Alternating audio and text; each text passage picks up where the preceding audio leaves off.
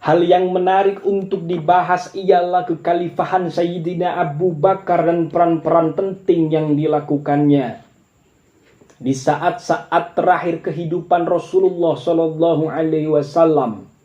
Setelah Abu Bakar menggantikan beliau sebagai imam sholat kaum muslimin, sahabat Abu Bakar menjenguk Rasulullah di kamarnya dan minta izin ke Sunuh, yaitu suatu wilayah di Madinah. Sayyidina Abu Bakar memiliki rumah di sana ketika dia menikah dengan Habibah binti Kharijah bin Zaid al-Ansari. Ketika Sayyidina Abu Bakar ada di sana, datanglah seseorang membawa berita duka bahwa Rasulullah Muhammad telah wafat. Air mata Sayyidina Abu Bakar mengalir. Air mata sahabat Abu Bakar mengalir bercampur dengan suara seseraknya. Inna lillahi wa inna ilaihi raji'un. Abu Bakar langsung menuju kediaman Nabi Muhammad. Abu Bakar datang diliputi kesedihan yang mendalam. Sayyidina Abu Bakar meminta izin kepada putrinya, Sayyidah Aisyah, untuk masuk. Sayyidina Abu Bakar melihat jasad Rasulullah Muhammad di pojok ruangan. Sayyidina Abu Bakar membuka kain penutup wajah Habib, lalu menciumnya. Setelah itu, Sayyidina Abu Bakar bergegas ke masjid. Sahabat Abu Bakar menuju mimbar. Umar pun duduk dan meminta semua orang untuk duduk. Sahabat Abu Bakar membaca 2 kalimat syahadat. Sesungguhnya Allah Subhanahu wa Ta'ala telah memanggil nabinya kembali padanya, dan Dia Maha Hidup. Allah juga akan memanggil kalian, mewafatkan kalian hingga tak ada yang tersisa selain Dia. Allah Subhanahu wa Ta'ala berfirman, dan Muhammad hanya seorang rasul. Sebelumnya telah berlalu beberapa rasul. Apakah jika dia wafat atau dibunuh, kamu berbalik ke belakang murtad? Barang siapa berbalik ke belakang, maka ia tidak akan merugikan Allah sedikit pun. Allah akan memberi balasan pada orang yang bersyukur. Allah Subhanahu wa Ta'ala telah memberi Nabi Muhammad umur dan menghidupkannya, sehingga Nabi menegakkan agama Allah, melaksanakan perintahnya, menyampaikan risalahnya, dan berjuang di jalannya.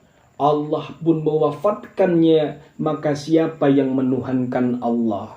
Sesungguhnya Allah Maha Hidup dan tidak akan pernah mati. Siapa yang menyembah Nabi Muhammad dan memposisikan sebagai Tuhan, maka Tuhannya telah binasa. Ini semua adalah bantahan untuk orang yang mengira kewajiban mereka menganut agama Islam sudah tidak ada karena kewafatan Nabi Muhammad Sallallahu Alaihi Wasallam. Kemudian bagaimanakah kondisi kaum muslimin setelah wafatnya Nabi Muhammad? Lalu siapakah sosok yang menggantikan kepemimpinan setelah Rasul Muhammad wafat? Sampailah tentang berkumpulnya kaum Ansor di Saqifah, yaitu aula pertemuan milik Bani Sa'idah. Sayyidina Umar dan Abu Ubadah bergegas menemui mereka untuk mencegah timbulnya fitnah dan memberitahu mereka siapa yang disetujui untuk menjadi khalifah sepeninggalan Nabi. Mereka yang ada di perkumpulan itu awalnya menunjuk Umar ataupun Abu Ubadah. Perdebatan dan musyawarah mengenai kekhalifahan berlangsung dengan panas. Salah satu kaum Ansor mengatakan, kami adalah penolong-penolong Allah, Ansarullah dan Laskar Islam. Sedang kalian, wahai segenap muhajirin, hanyalah kelompok manusia yang terusir dari bangsa kalian. Namun anehnya, tiba-tiba kalian ingin mencongkel wewenang kami dan menyingkirkan kami dari akar-akarnya serta ingin memonopoli kepemimpinan. Kebaikan yang kalian sebutkan, memang kalianlah penyandangnya. Sesungguhnya kekhilafahan ini tidak diperuntukkan selain untuk penduduk Quraisy yang mereka adalah pertengahan di kalangan bangsa Arab dari segi nasabnya dan juga keluarganya. Ucap Sayyidina Abu Bakar menjawab perkataan dari kaum Ansor, dan saya telah meridoi salah seorang di antara Sayyidina Umar dan Abu Ubaidah bin Jarrah. Ucap Abu Bakar dengan menggandeng tangan keduanya. Rupanya ada seseorang dari kaum Ansor berujar, "Aku adalah kepercayaan Ansor, berpengalaman, cerdas dan tetua yang dihormati. Orang ini meminta untuk dicalonkan dengan perkataan, calonkanlah dari kami seorang pemimpin dan dari kalian seorang pemimpin." Spontan karena hal itu terjadilah kegaduhan. Suara-suara mulai meninggi. Sayyidina Umar memisahkan diri dari perselisihan, lalu berkata, "Julurkan tanganmu Abu Bakar." Kemudian Sayyidina Umar berbaiat, diikuti kaum Muhajirin dan Ansor yang berbaiat kepada Sayyidina Abu Bakar As-Siddiq. Mengapa Sayyidina Abu Bakar berhak dan pantas untuk menjadi khalifah? Sayyidina Umar bangkit mengingatkan mereka semua tentang sebuah peristiwa yang terjadi menjelang wafatnya Rasulullah Shallallahu Alaihi Wasallam. Rasulullah yang menyuruh Nabi Muhammad lah yang memerintahkan Sayyidina Abu Bakar menjadi imam sholat. Siapa di antara kalian yang mendahului Sayyidina Abu Bakar? Kami berlindung kepada Allah dari sikap mendahului Sayyidina Abu Bakar. Ucap mereka semua menjawab pertanyaan dari Sayyidina Umar bin Khattab. Diplomasi yang sangat luar biasa istimewa dari Sayyidina Umar bin Khattab dan perkataan yang bijaksana dari Sayyidina Umar bin Khattab dalam berdialog untuk meredam gejolak. Tahukah kalian sesungguhnya Rasulullah Muhammad termasuk dari golongan Muhajirin? Sepantasnya penggantinya pun dari golongan Muhajirin. Pada saat Rasulullah masih hidup, kita merupakan penolong. Kita semua merupakan para penolong Nabi Muhammad. Maka kita sekarang menjadi penolong pengganti dari Rasulullah Muhammad. Ucap Zaid bin Sabit. Sayyidina Abu Bakar tidak berambisi pada jabatan. Sayyidina Abu Bakar tidak berkeinginan menjadi pemimpin. Sayyidina Abu Bakar As-Siddiq memohon pertolongan pada Allah. Beliau menerima jabatan sebagai bentuk ketaatan atas panggilan keimanan dan rasa tanggung jawab terhadap agama, sekaligus sebagai upaya menghindari timbulnya fitnah. Sayyidina Abu Bakar menyampaikan pidato pertamanya di hadapan kaum muslimin. Sayyidina Abu Bakar, sahabat Abu Bakar, menegaskan bahwa jabatan itu sebuah kerugian, bukan keuntungan. Sebuah tanggung jawab, bukan penghormatan. Sebuah pengorbanan, bukan penghargaan. Dan merupakan kewajiban, bukan kesewenang-wenangan. Seorang pemimpin ialah pelayan dalam agama Allah dan risalahnya. Allah menjadikan seorang pemimpin untuk melayani rakyat. Apakah yang dilakukan sahabat Abu Bakar saat pertama kalinya menjadi seorang khalifah kaum muslimin? Ketika berita wafatnya Rasulullah Shallallahu Alaihi Wasallam tersiar, sekelompok orang yang baru masuk Islam, mereka semua memilih untuk murtad dari agama Islam. Menurut apa yang mereka pahami, agama ini terkait erat dengan hidupnya Nabi. Dengan demikian, mereka menganggap bahwa Islam telah mati seiring dengan wafatnya Nabi pembawanya. Mereka melanggar kaidah penting. Mereka menolak membayar zakat. Wahai Abu Bakar, bagaimana mungkin engkau memerangi orang-orang tersebut? Sementara Nabi pernah bersabda, aku diperintahkan untuk memerangi manusia hingga mereka menyatakan, tiada Tuhan yang berhak disembah selain Allah. Maka siapa yang telah mengucapkan itu akan terpelihara harta dan jiwanya dariku kecuali dengan hak Islam, dan perhitungannya disahkan kepada Allah. Ucap Sayyidina Umar bin Khattab. Abu Bakar menjawab, Sayyidina Abu Bakar, seorang sahabat Rasulullah, menjawab perkataan dari Umar bin Khattab, demi Allah, saya akan memerangi orang yang membedakan kewajiban sholat dan zakat. Zakat itu hak harta. Jika mereka menolak untuk membayar seekor anak kambing yang dulu pernah mereka bayarkan kepada Nabi, saya akan perangi mereka karena menolaknya.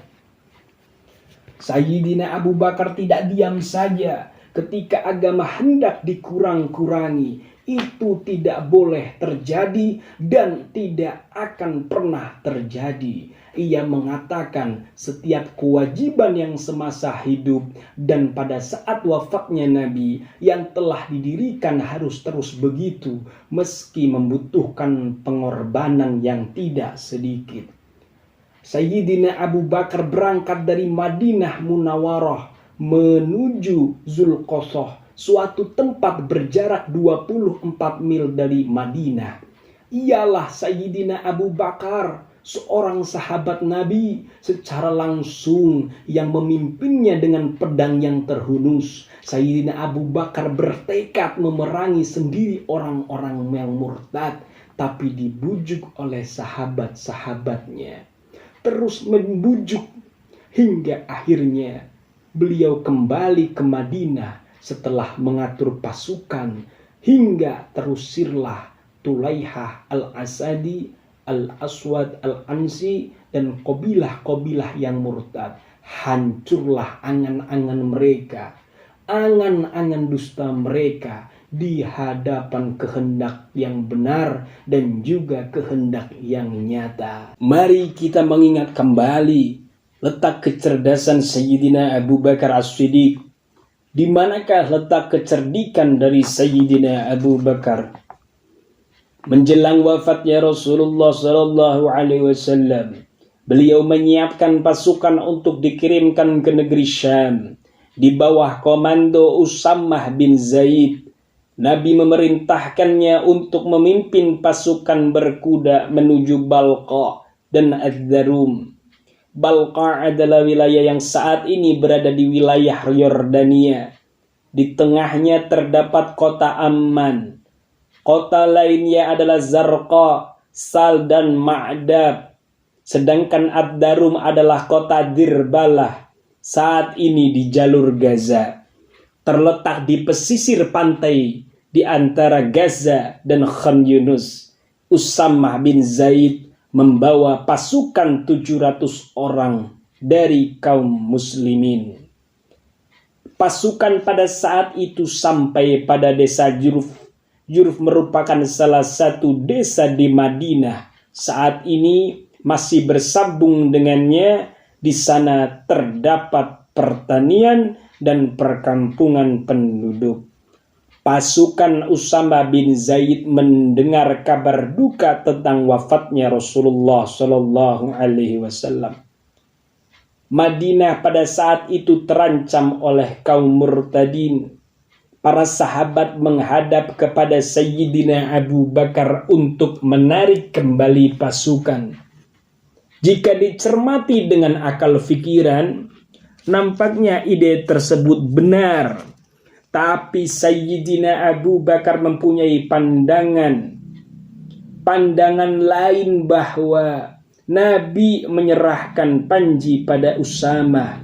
Waktu itu kondisi Nabi sedang sakit. Kirimlah pasukan Usamah.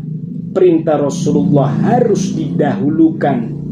Bagaimanapun berbahayanya kondisi Madinah. Ternyata dalam pengutusan Usamah bin Zaid ada kebaikan-kebaikan. Kaum yang murtad menjadi tersadar dan tetap beragama Islam.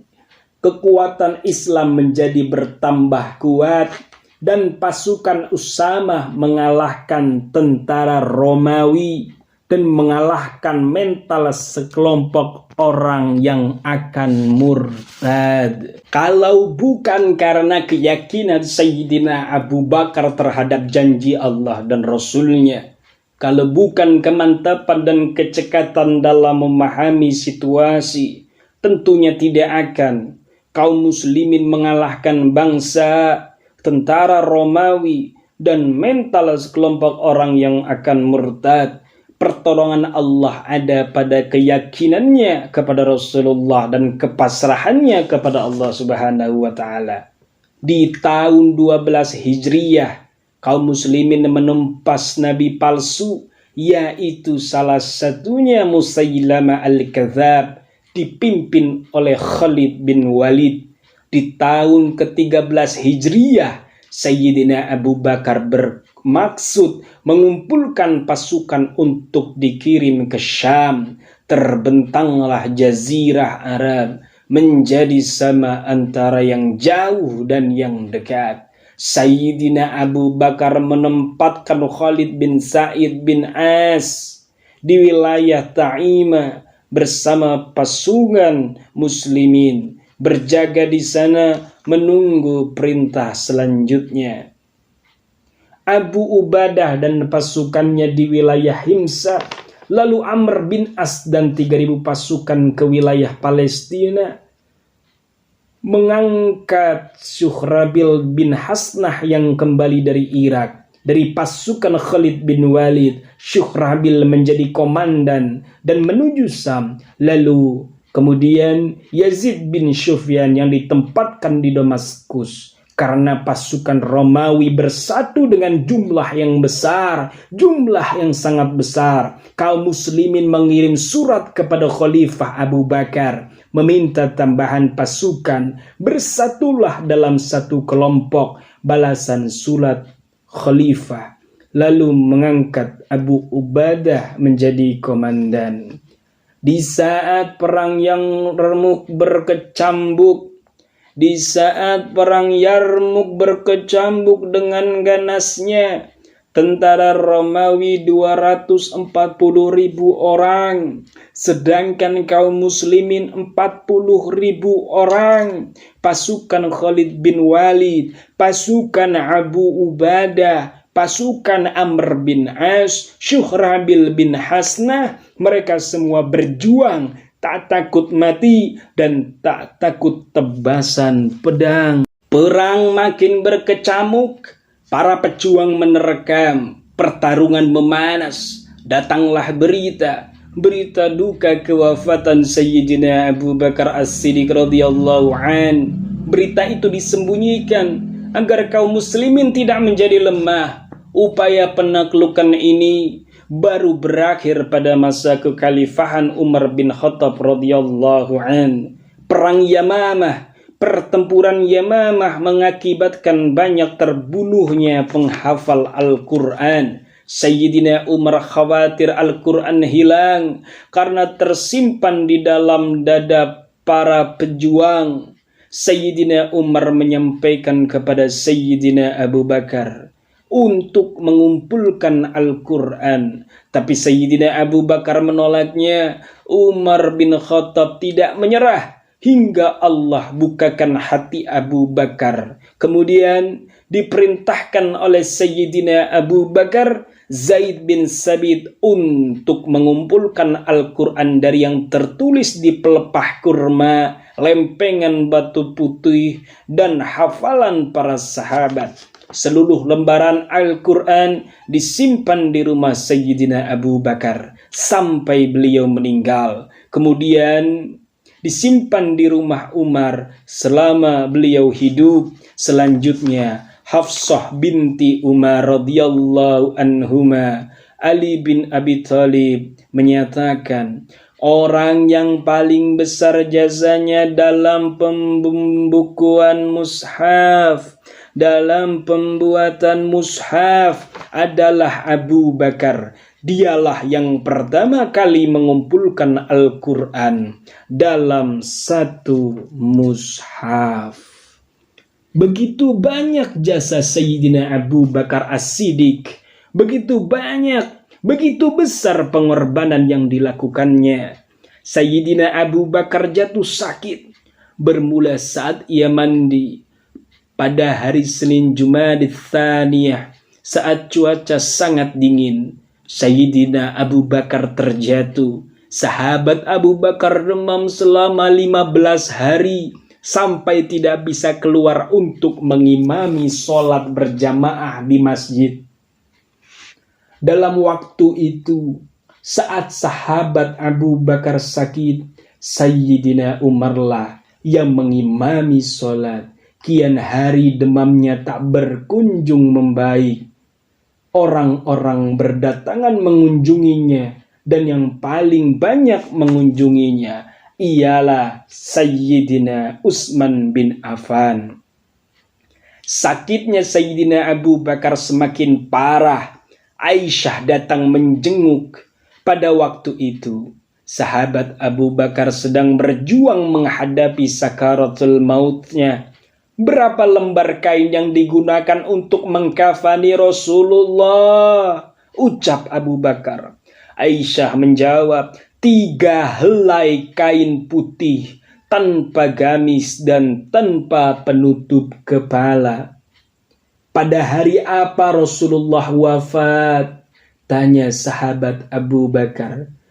Lalu Aisyah menjawab, hari Senin. Sahabat Abu Bakar berkata lagi, saya kira saya akan meninggal di rentang waktu dari sekarang sampai nanti malam. Sahabat Abu Bakar, Sayyidina Abu Bakar, seorang sahabat Rasulullah, menghadap Tuhannya pada sore hari Selasa. Masa kekhalifahan Sayyidina Abu Bakar sekitar 2 tahun 3 bulan beberapa hari.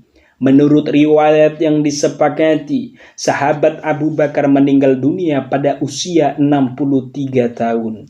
Sahabat Abu Bakar memiliki 4 orang istri dan memiliki 6 orang anak, yaitu 3 anak laki-laki dan 3 anak perempuan. Itulah Sayyidina Abu Bakar. Itulah sahabat Rasulullah, yaitu Sayyidina Abu Bakar. Sayyidina Abu Bakar, banyak orang yang menyanjungnya. Orang-orang membicarakan keutamaannya dan kedudukannya. Ia Sayyidina Abu Bakar ialah tokoh yang mulia dan manusia yang terhormat. Mudah-mudahan kita bisa untuk selangkah demi selangkah mencontohnya.